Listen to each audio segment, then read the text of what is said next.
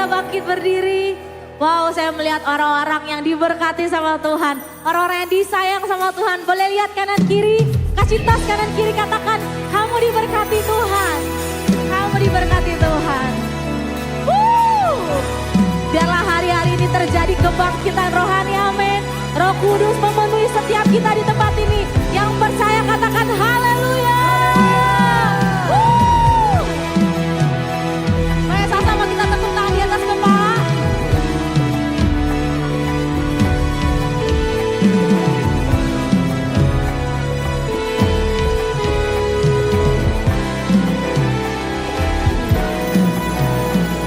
Tuhan curahkan roh-Mu atas manusia di bumi. Biar anak-anak-Mu menyampaikan nubuatan. Beri mimpi dan penglihatan, nyatakan isi hati-Mu. Biar iman kami bangkit, surga nyatakan kedatangan hari-Mu. Karena ada kebangkitan yang besar, karena ada pemulihan di negeri kami. Karena ada kebangkitan yang besar, yang berseru kepada Yesus diselamatkan. Biarlah setiap kita dipenuhi oleh Roh Kudus, amin.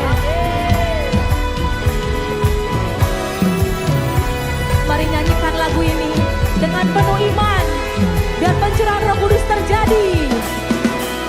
Tuhan curahkan roh-Mu atas manusia di bumi. Biar anak-anak-Mu menyampaikan nubuatan.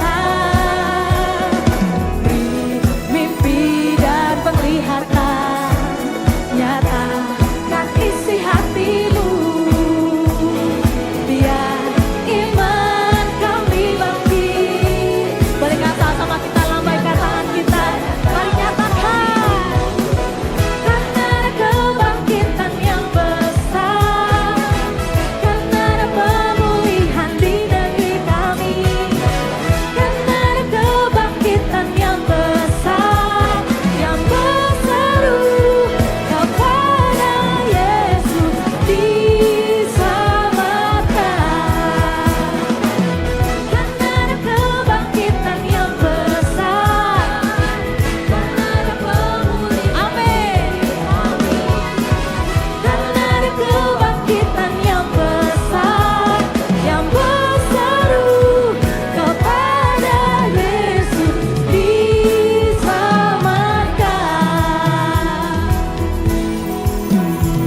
Biarlah kita percaya terjadi pemulihan atas negeri kita, amin. Yang miskin diperkaya, yang lemah dikuatkan, amin.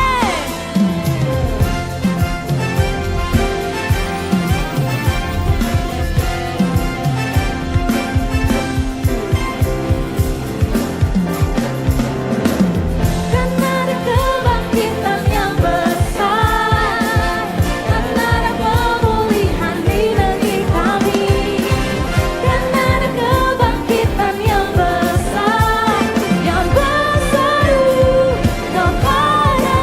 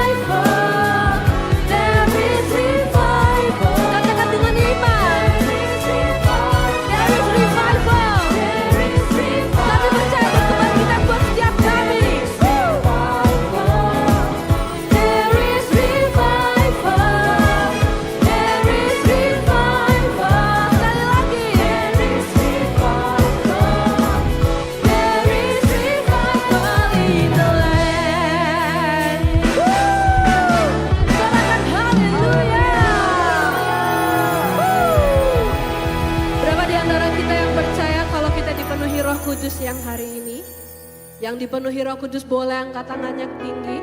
Angkat dua tangannya tinggi. Revival, revival in the land. Nation will come and worship you, oh Lord. From the north to the south, from the east and to the west, there is revival in the land. Berapa di antara kita yang percaya kalau ada kebangkitan Roh Kudus di tengah kita, amin. Yang namanya kebangkitan Roh Kudus itu tuh semangat memuji Tuhan. Mana tangan-tangan orang yang semangat memuji Tuhan? Yang semangat memuji Tuhan boleh angkat tangannya dua tinggi. Sama-sama kita katakan, gerakan Roh Allah terjadi di sini. Allah akan melawat setiap kita. Tunjuk timur, di timur, di barat, dari utara, selatan. Lawatan Allah sekarang. Coba sendiri nyatakan, oke?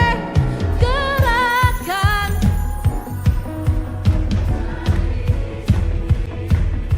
Lambaikan tangannya. Belum semuanya, belum semuanya. Kita tunjuk ya, di timur, di barat, dari utara, selatan. Lawatan Allah sekarang. Lagi ya, come on. Gerakan Roh Allah terjadi di sini. Kami percaya kami semua dilawat Tuhan. Banyak di timur, di barat, dari utara, selatan. Lawatan Allah sekarang. Lawatan Allah sekarang. Lawatan Allah sekarang. Yang sudah dilawat oleh Roh Kudus, sorakan haleluya. Kami percaya Tuhan, Roh Kudus-Mu ada di tengah-tengah kami siang hari ini. Kami percaya Engkau telah mengirimkan roh penghibur, roh kekuatan buat setiap kami. Roh yang ada bersama dengan kami dalam setiap hari kami Tuhan. Kami percaya Tuhan, kenaikan-Mu ke surga Bapa tidak meninggalkan kami sendirian. Tapi Engkau telah mengirimkan Roh Kudus-Mu buat setiap kami. Untuk menjadi teman, untuk menjadi sahabat. Untuk menjadi kekuatan buat setiap kami di hari-hari kami Bapa. Biar siang hari ini Tuhan, kami mau bawa hati kami untuk mendekat lebih lagi Tuhan kepadamu Bapa.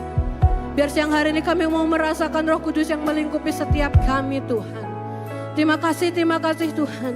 Mari sama-sama kita kasih tepuk tangan kemuliaan buat Tuhan Yesus sekali lagi. Haleluya.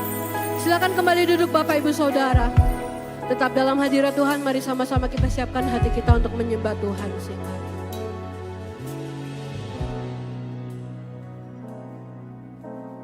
Datang Roh Kudus, Kau ku rindu. Dengan minyak yang baru urapiku, mengalir penuhiku, mengalir pulihkanku. Kuasa-Mu bebaskan hidupku.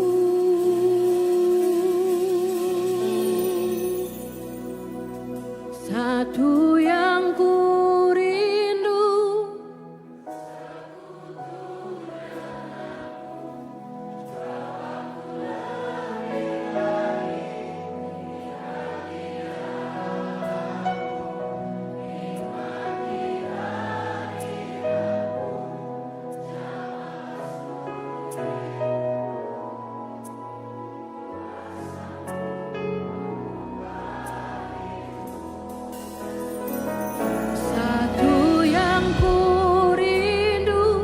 bersekutu denganmu, bawaku lebih lagi tinggal di dalammu, nikmati hadiratmu, jam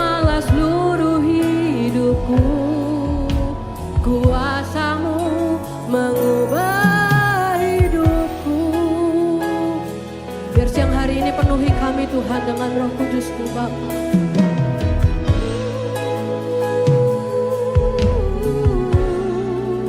Sama-sama kita nyatakan. Datang Roh Kudus, Kau ku rindu, dengan minyak yang baru urapiku, mengalir penuhiku, mengalir pulihkanku, kuasa-Mu bebaskan hidupku. Datang Roh Kudus, Kau ku rindu, dengan minyak yang baru urapiku,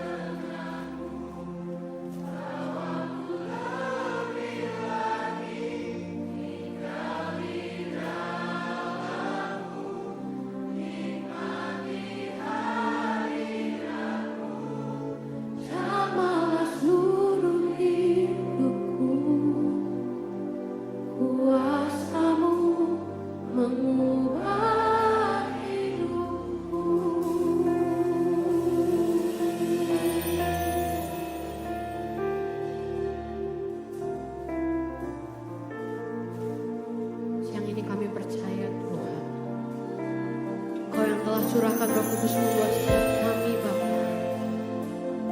Kami percaya Tuhan, siang hari ini ada hidup yang dipulihkan Tuhan. Ada sakit yang disembuhkan Tuhan. Kami percaya ada jalan-jalan yang terbuka buat setiap kami Tuhan. Sebab kami tahu dan kami percaya Bapa, Engkau telah kirimkan Roh Kudus-Mu buat setiap kami Tuhan. Roh yang akan menguatkan setiap kami. Roh yang akan bersama dengan kami Tuhan. Kami percaya Tuhan, kami percaya Bapa. Biar siang hari ini kami mau nyatakan iman kami Tuhan. Kami mau nyatakan iman kami mau percaya terus Tuhan. Kami percaya kami tidak akan sendiri Tuhan. Kami percaya kami tidak akan melangkah sendiri Bapa. Kami percaya Engkau selalu ada bersama kami Tuhan.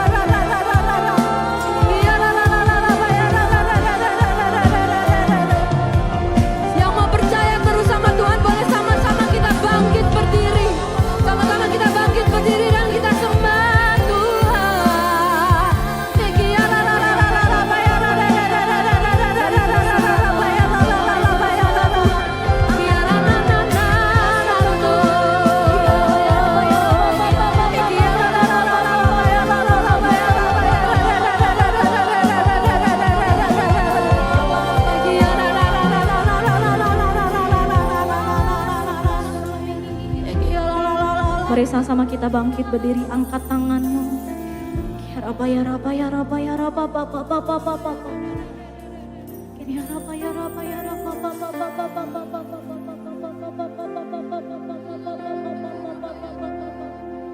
Ya Rabba, ya Rabba, ya Rabba, ya Rabba, ya Rabba, ya Rabba, ya Rabba, ya Rabba.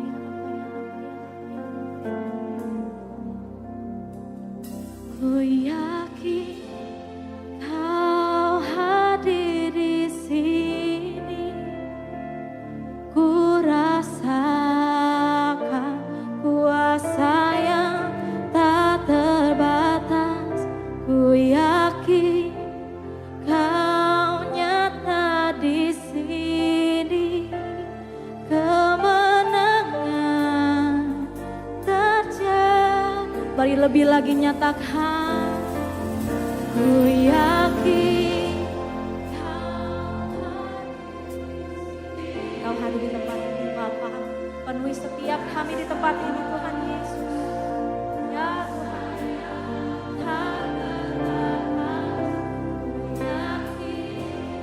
Kau nyata di sini, kemenangan terjadi di sini. Dengan segenap hati kami Tuhan, segenap jiwaku memuji-Mu. Engkau besar,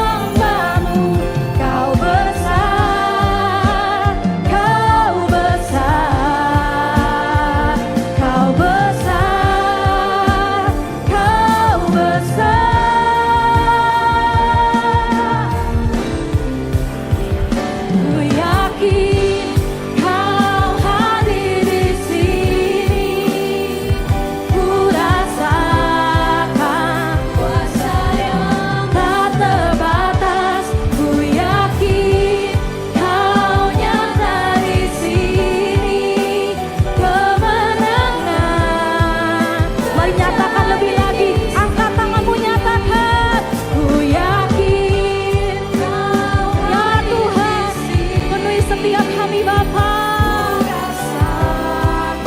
Kuasa yang tak terbatas, ku yakin hanya dari sini.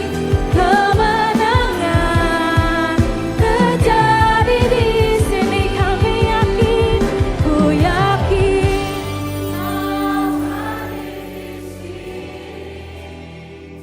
Ku rasakan kuasa yang tak terbatas, ku yakin Kau nyata di sini.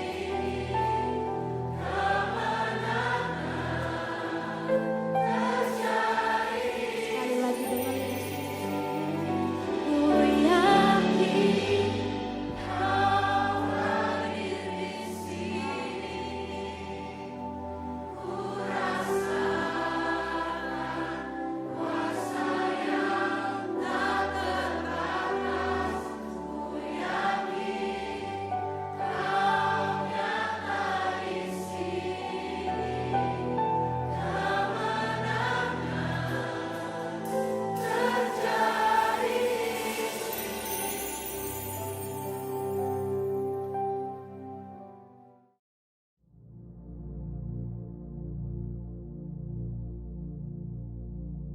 Shalom semuanya. Pada tanggal 17 Agustus 2026 ini, kita merayakan ulang tahun kemerdekaan Republik Indonesia yang ke-81. Tuhanlah yang memberikan kemerdekaan bagi Indonesia dari segala bentuk penjajahan. Dirgahayu Republik Indonesia. Seperti yang saya katakan sejak tahun 2025, bahwa keadaan dunia sedang tidak baik. Kita berada dalam tahun yang sukar, sulit, peperangan, bencana alam, ketidakpastian, krisis ekonomi yang semakin intens. Ini juga berdampak terhadap Indonesia. Kita harus banyak berdoa untuk Indonesia.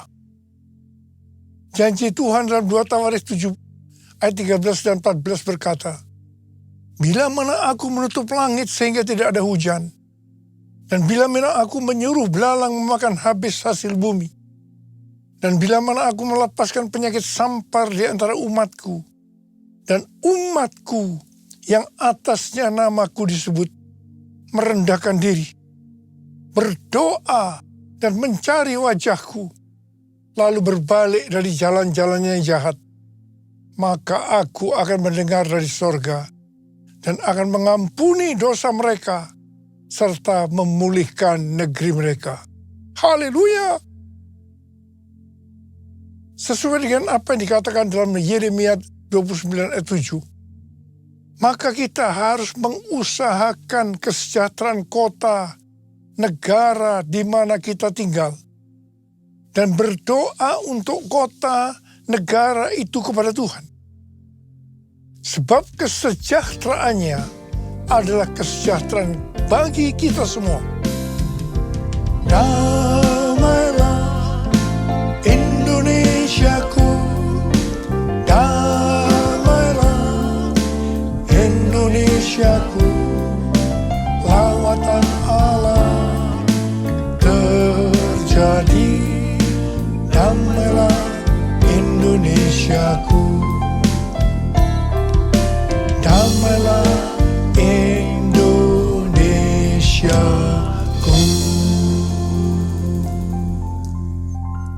Pada bulan Agustus ini yang merupakan bulan bersejarah bagi bangsa Indonesia, Tuhan juga mengingatkan kepada kita orang percaya bahwa kita sudah dimerdekakan dari penjajahan hukum dosa dan hukum maut. 2 Korintus 3 ayat 17 berkata, sebab Tuhan adalah roh, dan di mana ada roh Tuhan, di situ ada kemerdekaan.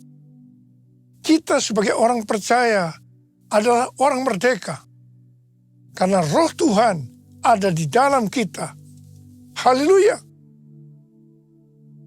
1 Korintus 6 ayat 19 dan 20 berkata, atau tidak tahukah kamu bahwa tubuh kamu semua adalah bait Roh Kudus yang tinggal di dalam kamu, roh yang kamu peroleh dari Allah, dan bahwa kamu bukan milik kamu sendiri, sebab kamu telah dibeli dan harganya telah lunas dibayar. Karena itu, muliakanlah Allah dengan tubuhmu. Sesuai dengan Roma 10 ayat 9 dan 10.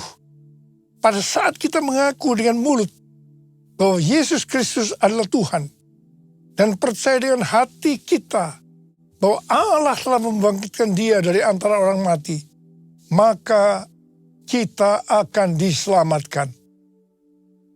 Sebab dengan hati orang percaya sehingga dibenarkan, dan dengan mulut orang mengaku sehingga diselamatkan. Sebagai orang percaya dan sudah diselamatkan, maka kita adalah bait Roh Kudus yang tinggal di dalam kita. Roh yang diperoleh dari Allah. Tubuh ini bukan milik kita sendiri, tetapi milik Tuhan Yesus. Mengapa? Sebab kita sudah dibeli dari tangan iblis dengan darah Tuhan Yesus, dan harganya sudah lunas dibayar. Ya, sebelum kita percaya kepada Tuhan Yesus, kita di bawah kekuasaan iblis. Setelah menjadi orang percaya, kita adalah milik Tuhan Yesus. Karena itu kita harus memuliakan Allah dengan tubuh kita. Roma 12 ayat 1 berkata, oleh kemurahan Allah, aku menasihatkan kamu, supaya kamu mempersembahkan tubuhmu sebagai persembahan yang hidup, yang kudus, dan yang berkenan kepada Allah. Itulah ibadahmu yang sejati. Janganlah kamu menjadi serupa dengan dunia ini, tetapi berubahlah oleh pembaruan budimu, sehingga kamu dapat membedakan mana kehendak Allah, apa yang baik, yang berkenan kepadanya, dan yang sempurna. Segala yang kita miliki adalah milik Tuhan Yesus. Karena itu kita harus memuliakan Allah dengan apa yang kita miliki. Amsal 3 ayat 9 dan 10 berkata, muliakanlah Tuhan dengan hartamu dan dengan hasil pertama dari segala penghasilanmu. Maka lumbung-lumbungmu akan diisi penuh sampai melimpah-limpah, dan bejana pemerahanmu akan meluap dengan air buah anggurnya. Ini adalah persembahan suluk. Bapa, ku persembahkan tubuhku sebagai persembahan yang hidup, kudus, dan yang berkenan padamu, sebagai ibadah yang sejati. Saya katakan sekali lagi, bahwa sejak tahun 2025 Tuhan mengingatkan kita tentang keadaan dunia. Saya terus-menerus mengingatkan hal ini. Kita sedang memasuki keadaan yang sukar, sulit, peperangan, bencana alam, ketidakpastian, krisis ekonomi yang akan semakin intens. Memasuki tahun 2026, keadaan ini akan semakin parah sampai dengan hari ini. Keadaan tidak akan bertambah baik, sebab kita sedang menuju masa pencobaan yang akan datang ke seluruh dunia untuk mencobai mereka yang ada di dalam dunia ini. Seperti yang Tuhan Yesus katakan kepada jemaat di Philadelphia. Sesuai dengan referensi Alkitab Penuntun Hidup Berkelimpahan, seri The Full Life Study Bible, tentang perkataan Tuhan Yesus kepada jemaat di Philadelphia untuk melindungi mereka yang menuruti firman Tuhan, untuk tekun menantikan kedatangan Tuhan. Dikatakan bahwa kita yang menantikan kedatangan Tuhan, yang menjadi pemenang sebelum hari pencobaan itu tiba, kita akan dilindungi melalui pengangkatan. Haleluya! Karena itu kita harus menjadi pemenang. Seperti yang Tuhan Yesus katakan kepada jemaat di Philadelphia, siapa yang bertelinga, hendaklah mendengarkan apa yang dikatakan Roh kepada jemaat-jemaat. Barang siapa menang, artinya yang taat melakukan apa yang dikatakan oleh Roh kepada jemaat-jemaat, maka ia akan masuk surga. Dengan keadaan dunia seperti sekarang ini, banyak di antara kita, terutama anak-anak muda yang mengalami depresi, frustasi. Ada beberapa di antara mereka yang punya keinginan untuk bunuh diri. Tuhan berpesan kepada kita melalui Filipi 4 ayat 6 yang berkata, janganlah khawatir tentang apapun juga. Janganlah khawatir tentang apapun juga. Tetapi nyatakanlah dalam segala hal keinginanmu kepada Allah dalam doa dan permohonan dengan ucapan syukur. Banyak di antara kita pasti melakukan doa dan permohonan, tetapi banyak tidak disertai dengan ucapan syukur. 1 Tesalonika 5 ayat 18 berkata, ucapkanlah syukur dalam segala hal, sebab itulah yang dikehendaki Allah di dalam Kristus Yesus bagi kamu. Kalau keadaannya baik, untuk mengucap syukur itu gampang. Tetapi kalau keadaan tidak baik, apalagi di dalam tekanan yang berat, untuk mengucap syukur tidak gampang. Tetapi kalau kita mau melihat mujizat Tuhan terjadi dalam kehidupan kita, maka kita harus melakukan yang dikehendaki oleh Tuhan Yesus Kristus bagi kita, yaitu harus mengucap syukur dalam segala hal, enak maupun tidak enak. Waktu Tuhan memanggil saya menjadi hamba Tuhan, berkali-kali saya menolak. Tapi Tuhan tidak tinggal diam. Rencana Tuhan harus terjadi dalam kehidupan saya, supaya saya mau menjadi hamba Tuhan. Tuhan memaksa saya, sampai akhirnya saya menyerah. Cara Tuhan, saya dibuat bangkrut dari pekerjaan saya. Apa saja yang saya usahakan hancur. Jadi saya tidak punya pilihan lain. Hanya taat kepada panggilannya. Tuhan hanya berkata kepada saya, ikut aku. Saya tidak punya pengalaman apa-apa untuk melayani pekerjaan Tuhan. Modal yang saya punya hanya bisa menyanyi dan main gitar. Terus terang saya kebingungan dan sangat tertekan. Sampai puncaknya, saya hanya berkata kepada Tuhan bahwa saya tidak kuat lagi.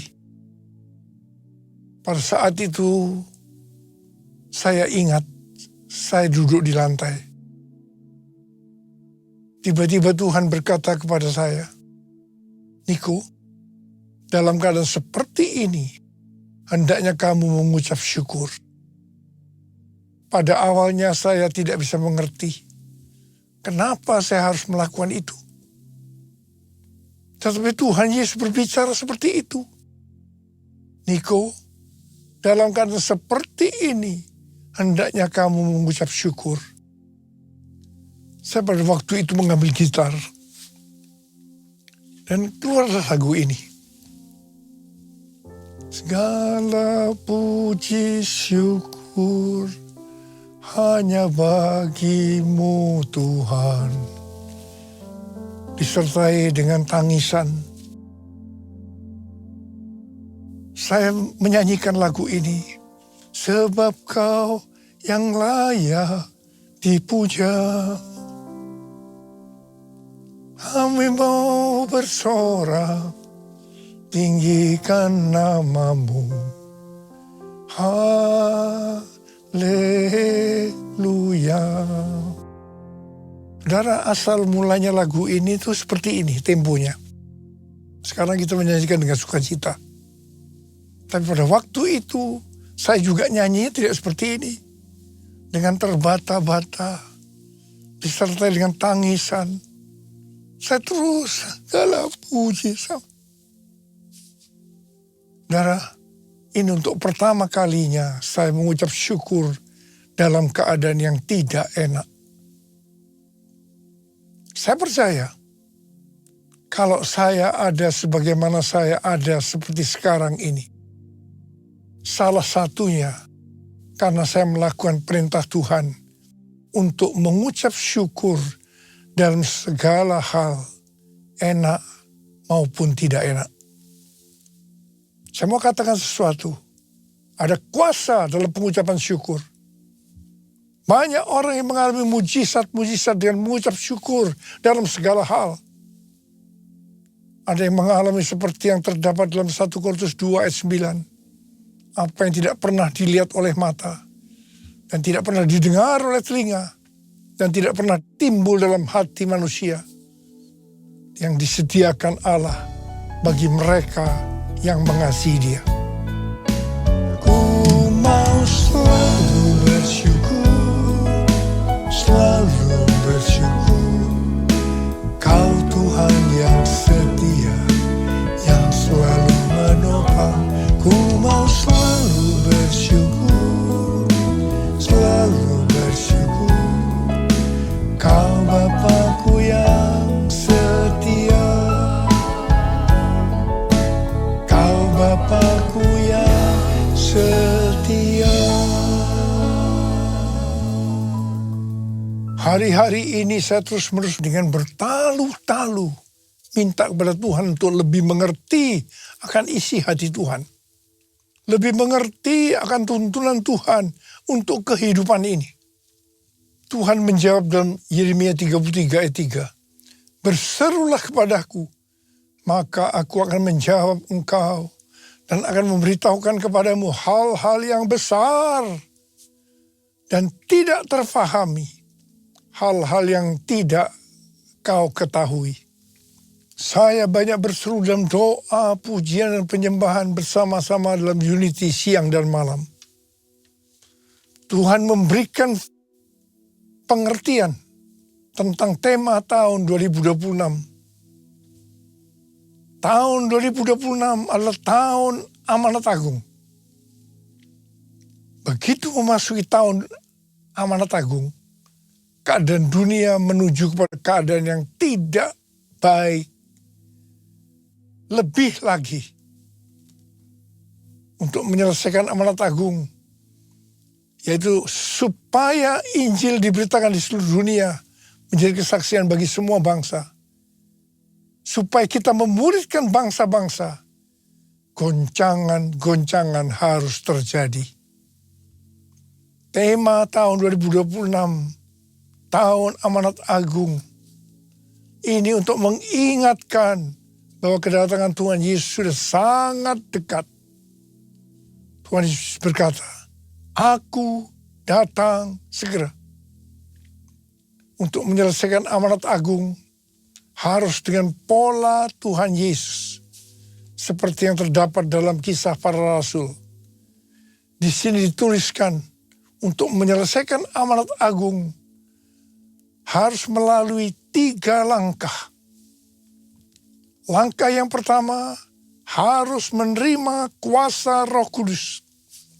Waktu Tuhan Yesus akan naik ke sorga, Dia memberikan pesan yang terakhir kepada murid-muridnya. Dalam Kisah Para Rasul 1 ayat 8. Tetapi kamu akan menerima kuasa kalau Roh Kudus turun ke atas kamu. Dan kamu akan menjadi saksiku di Yerusalem dan di seluruh Yudea dan Samaria dan sampai ke ujung bumi. penyelesaian amanat agung dimulai dari Yerusalem. Kemudian seluruh Yudea dan Samaria dan sampai ke ujung bumi. Setelah itu Tuhan Yesus naik ke surga. 120 murid berkumpul di kamar loteng di Yerusalem. Apa yang mereka lakukan untuk menantikan pencurahan Roh Kudus? Mereka semua bertekun dengan sehati dalam doa bersama-sama. Artinya mereka berdoa, memuji dan menyembah Tuhan dalam unity siang dan malam. Ini adalah prinsip restorasi Pondok Daud. Ini adalah prinsip menara doa. 10 hari setelah melakukan ini, pada hari raya Pentakosta, tiba-tiba terdengarlah bunyi seperti tiupan angin keras memenuhi ruangan itu. Dan tampaklah lidah-lidah seperti nyala api yang bertebaran dan hinggap kepada kepala mereka masing-masing. Mereka dipenuhi Roh Kudus. Mereka berkata-kata dalam bahasa-bahasa lain. Seperti yang diberikan oleh Roh Kudus itu kepada mereka untuk dikatakan. Itu adalah bahasa roh.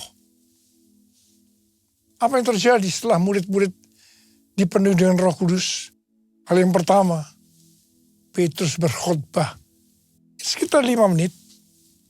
3.000 orang bertobat dan dibaptis.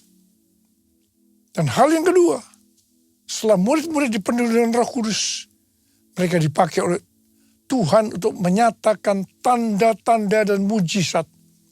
Sehingga banyak orang yang bertobat. Hal yang ketiga, setelah murid-murid dipenuhi dengan Roh Kudus, maka cara hidup mereka berubah. Sehingga banyak orang yang bertobat. Perubahan-perubahan yang terjadi dalam cara hidup jemaat yang membuat banyak orang bertobat adalah yang pertama, mereka bertekun dalam pengajaran rasul-rasul. Bagi kita, ini juga bisa diartikan mereka suka membaca Alkitab. Yang kedua, mereka suka berdoa dan hidup dalam unity. Yang ketiga, mereka suka memberi. Yang keempat, mereka suka memuji Allah dan bergembira. Tulus hati atau hidup berintegritas. Alkitab katakan bahwa mereka disukai semua orang. Dan tiap-tiap hari jumlah orang yang diselamatkan bertambah. Haleluya! Langkah kedua untuk menyelesaikan amanat agung menurut Kisah Para Rasul adalah melalui aniaya. Setelah Stefanus dibunuh, terjadi aniaya bagi pengikut Kristus. Kecuali para rasul, mereka lari ke Yudea dan Samaria sambil memberitakan Injil. Jadi awalnya amanat agung hanya terjadi di Yerusalem. Untuk sampai ke Yudea dan Samaria, mereka harus mengalami aniaya. Mereka tadinya ada di zona nyaman di Yerusalem. Siapa yang tidak mau menjadi orang Kristen dengan keadaan yang seperti itu? Tetapi amanat agung belum selesai. Sebab selain Yerusalem, amanat agung harus terjadi di Yudea dan Samaria. Supaya mereka mau menyelesaikan amanat agung sampai Yudea dan Samaria. Tuhan izinkan aniaya terjadi. Metode ini tetap terjadi sampai hari ini. Aniaya terhadap gereja masih diizinkan supaya amanat agung selesai. Langkah yang ketiga, supaya amanat agung selesai menurut Kisah Para Rasul, yaitu terjadi perubahan paradigma dalam pelayanan. Tadi dikatakan bahwa amanat agung dimulai dari Yerusalem, ke Yudea dan Samaria, dan sampai ke ujung bumi. Jadi pada waktu itu pengertian keselamatan hanya untuk orang Yahudi saja. Karena itu amanat agung hanya di Yerusalem, Yudea, dan Samaria saja. Untuk supaya sampai ke ujung bumi. Artinya supaya bangsa-bangsa lain juga mendapatkan keselamatan. Maka Tuhan memberikan keselamatan untuk orang yang bukan Yahudi. Yaitu Kornelius. Pada awalnya mereka tidak bisa menerima akan hal ini. Tetapi dengan berjalannya waktu, akhirnya mereka bisa mengerti bahwa keselamatan bukan hanya untuk orang-orang Yahudi saja, tapi untuk semua bangsa, termasuk bangsa Indonesia. Haleluya! Hari-hari ini kita banyak melihat perubahan paradigma dalam pelayanan untuk menyelesaikan amanat agung. Termasuk membuka gereja baru, di mana tempat yang dipakai bukan hanya di gedung gereja saja. Cara ibadah dengan doa, pujian, penyembahan, termasuk bahasa roh, untuk memuji dan menyembah Tuhan. Juga Tuhan memberikan pengertian tentang Pentakosta ketiga. Tuhan memberikan visi kepada gerejanya di seluruh dunia, bahwa target untuk menyelesaikan amanat agung tahun 2033. Juga penggunaan media online secara meluas. Semua ini untuk menyelesaikan amanat agung. Setelah itu, sesuai dengan Matius 24 ayat 14 yang berkata, dan Injil kerajaan ini akan diberitakan di seluruh dunia menjadi kesaksian bagi semua bangsa. Sesudah itu barulah tiba kesudahannya. Tuhan Yesus datang kembali. Maranatha, Tuhan Yesus datanglah segera. Mari angkat tangan kita. Syukur ku naikkan padamu, sembah ku hanya bagimu, bagi anak domba yang datang jadi raja. Bagi anak domba yang datang jadi raja. Mari, kasar dong. Sembah dia.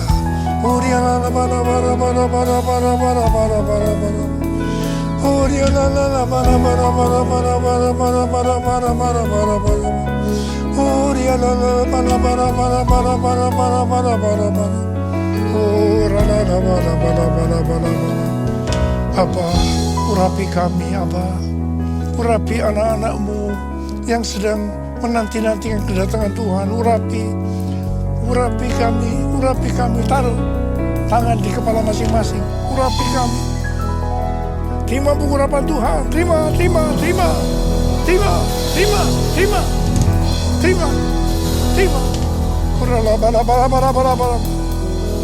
Bagi anak domba yang datang jadi raja. Bagi anak domba yang datang jadi raja.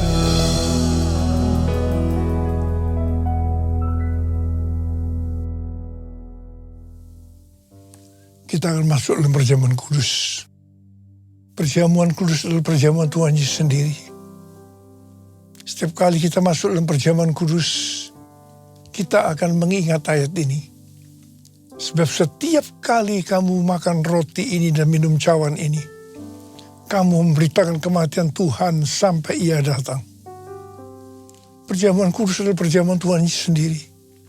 Setiap kali kita masuk dalam perjamuan kudus, Yesus selalu berkata, biarlah ini menjadi peringatan akan daku. Peringatan akan daku. Karena itu arahkan hati kita kepada kebaikan Tuhan. Supaya kita lebih mengasihi Tuhan Yesus. Kita lebih mengasihi satu dengan yang lain. Bapa, siapakah kami sebelum kami mengenal Engkau? Kami semua orang berdosa. Upah dosa adalah maut, mati. Tapi Engkau yang tidak berdosa telah dijadikan dosa oleh karena kami. Engkau harus turun dari sorga mulia, mati ganti kami dengan penderitaan yang luar biasa. Sungguh kalau kami pikirkan betapa baiknya Engkau Tuhan. Betapa baiknya Engkau itu. Kau jadikan kami sebagai anak-anak-Mu. Engkau tuntun, Engkau bela, Engkau lindungi, Engkau berkati kami. Engkau tegur juga kalau kami salah, ya Aba. Itu Engkau ya Aba, itu Engkau. Tuhan Yesus akan memberkati kita melalui penjaman kudus. Tapi Tuhan mau agar kita makan dan minum dengan cara yang benar. Karena itu masing-masing berdoa, introspeksi. Firman Tuhan sudah dibagikan. Mari mengaca pada firman yang sudah dibagikan. Kalau Tuhan mengingatkan agar kita menyelesaikan segala sesuatunya dengan Tuhan, langsung minta ampun. Ampuni kami Tuhan. Ampuni kami. Ampuni kami Tuhan. Ampuni. Bapa, terima kasih. Kami akan masuk dalam perjamuan kudus dengan hati yang penuh ucapan syukur. Dalam nama Yesus kami berdoa. Amin.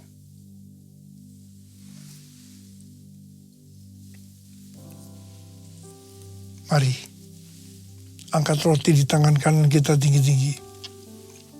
Sebab apa yang telah kuteruskan kepadamu telah aku terima dari Tuhan. Yaitu bahwa Tuhan Yesus pada malam waktu yang diserahkan mengambil roti. Dan sesudah itu yang mengucap syukur atasnya. Ia memecah-mecahkannya dan berkata, inilah tubuhku yang diserahkan bagi kamu. Perbuatlah ini menjadi peringatan akan aku. Sudah dikasih Tuhan, bukankah roti yang kita pecah-pecahkan ini adalah persekutuan kita dengan tubuh Kristus. Mari kita makan dalam nama Yesus.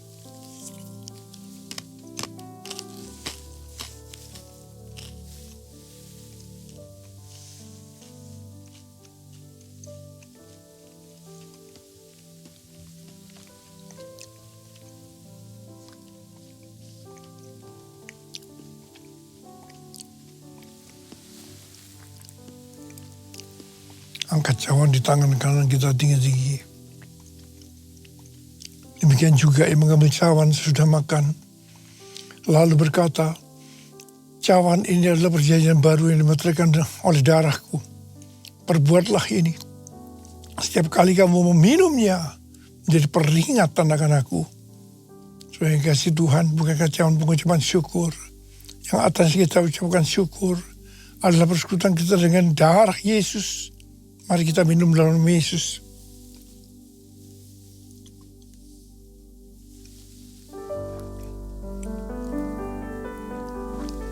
Ucapkan syukur dan terima kasih dengan suara. Tuhan, kami bersyukur Tuhan. Kami bersyukur dan terima kasih ya Tuhan. Kami bersyukur dan terima kasih ya Tuhan. Oh, rara-bara-bara-bara-bara. Angkat tangan saudara. Saat ini Engkau sedang menyembuhkan yang sakit ya Tuhan. Engkau sedang membebaskan yang terikat. Engkau menghibur yang susah. Engkau menguatkan yang lemah. Engkau memberikan pengharapan yang baru bagi yang datang dengan putus pengharapan. Tuhan terima kasih. Tuhan terima kasih. Tuhan terima kasih. Tuhan makasih Yesusku. Terima kasih Yesusku. Puji syukur hanya bagi Tuhanku. Terima kasih Yesusku. Terima kasih Yesusku. Puji syukur hanya bagi Tuhanku. Terima kasih Yesusku. Terima kasih Yesusku, puji syukur hanya bagi Tuhanku.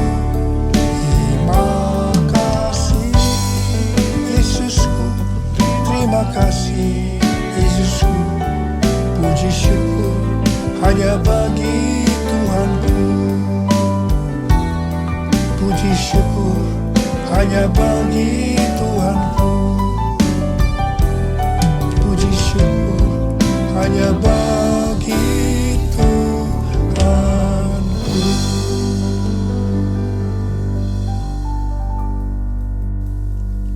Sekarang terimalah berkat Tuhan.